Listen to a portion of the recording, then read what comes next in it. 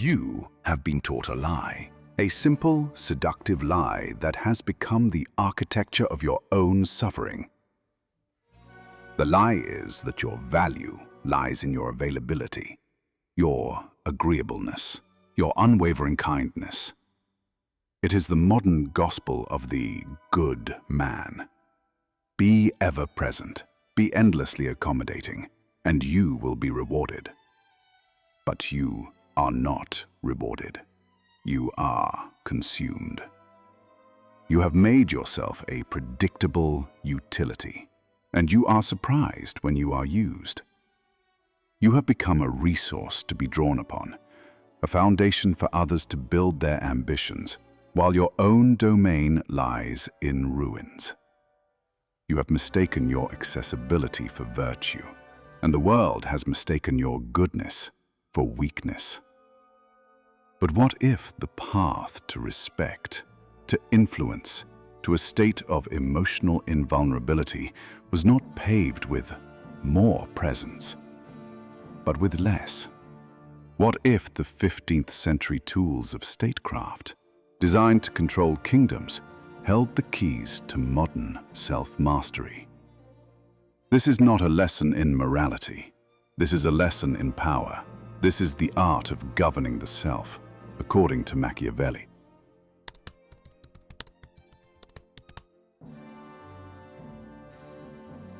Let us begin with the first law of power, a law that governs economics, nature, and the affairs of men with equal, unforgiving force. The law of scarcity. Anything that is abundant is perceived as having little value. Gold is precious only because it is rare.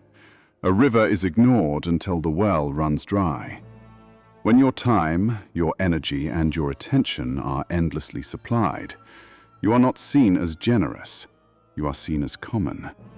You teach others that your presence is worthless because it is guaranteed.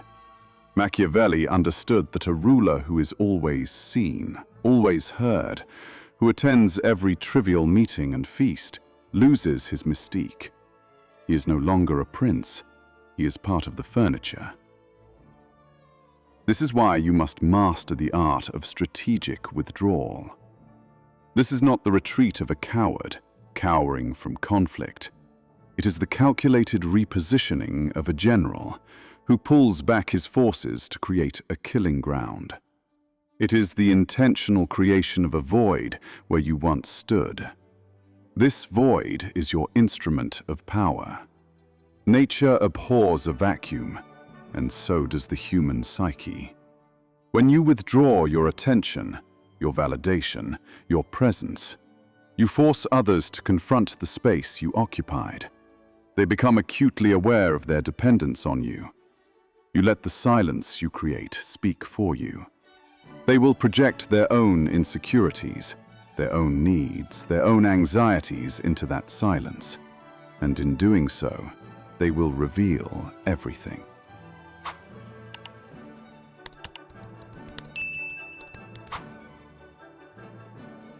Once you have mastered your presence, you must master your response. Your instinct, when challenged, accused, or provoked, is to react, to explain, to justify, to defend. This is a subordinate's impulse. It is the frantic energy of someone who feels their position is under threat, who believes their legitimacy is granted by the approval of others. The Machiavellian approach is the opposite.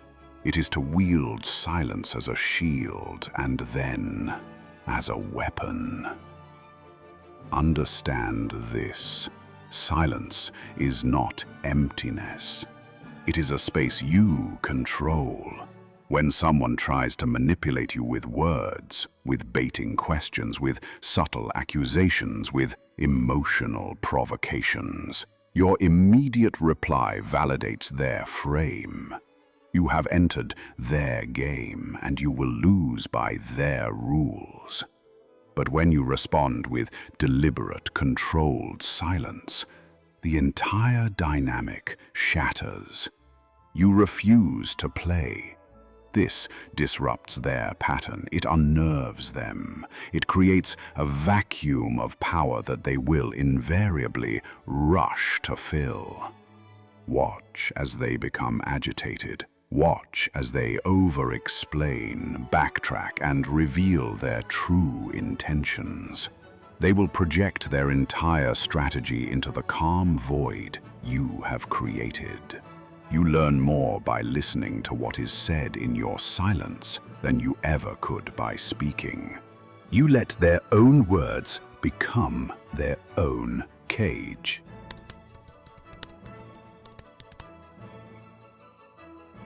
These laws of scarcity and silence lead to the ultimate expression of personal power: sovereignty. A sovereign state does not ask for permission to exist. It does not justify its own laws to its neighbors. It simply is. Its authority comes from within its own borders. You must learn to treat your mind, your time, and your boundaries as the sovereign territory of your own kingdom. When you decide to withdraw, you do not owe an explanation. An explanation is an appeal. It is a request for understanding from an outside power. A sovereign does not request. He decides. When you enforce a boundary, you do not need to apologize. An apology is an admission of wrongdoing. Protecting your own territory is not a crime. The constant need to justify your actions is a self-imposed prison. It signals to others that your decisions are up for debate, that your authority is conditional. You are inviting them to negotiate the terms of your own freedom. Act with quiet, deliberate conviction. Those who respect you will not require an explanation. Those who require an explanation do not respect you. The distinction is critical, and it will reveal everything you need to know about the people in your life.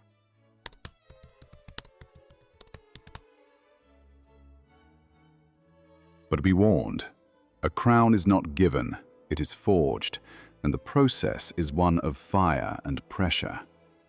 When you first begin to withdraw, when you first hold your silence, when you first refuse to explain yourself, it will feel like loneliness.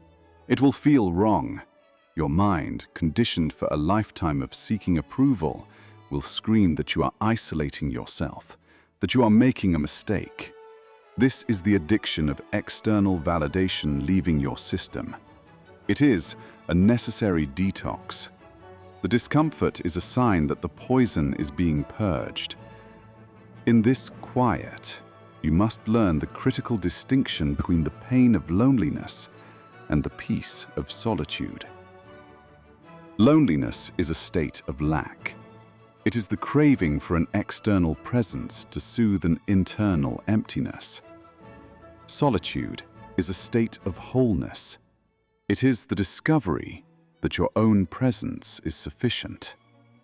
To become the ruler of your own kingdom, you must first endure the profound quiet of an empty throne room. You must learn to find counsel in your own thoughts and strength in your own conviction. This is the period of the forging. You are not being abandoned. You are being made.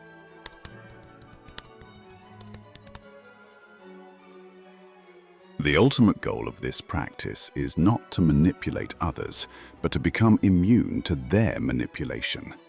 It is to build an inner citadel so strong that nothing and nobody can ever truly hurt you again. Your peace becomes non-negotiable. Your self-respect becomes your armor. You are no longer a ship reacting to the chaotic winds of external validation, but the captain of your own vessel, guided by the constellations of your own values. This is the timeless lesson of Machiavelli. The greatest dominion you will ever rule is the one within. If this exploration of power resonated with you, like this video to help others on this path find it. Then, go to the comments and claim this philosophy for yourself. To affirm your journey, comment with the words, "I am the sovereign of my own mind." It is a declaration to yourself, and a signal to a community of men who are choosing to build, not bend. Finally, subscribe to continue your journey into the art of self-mastery. Your reign has just begun.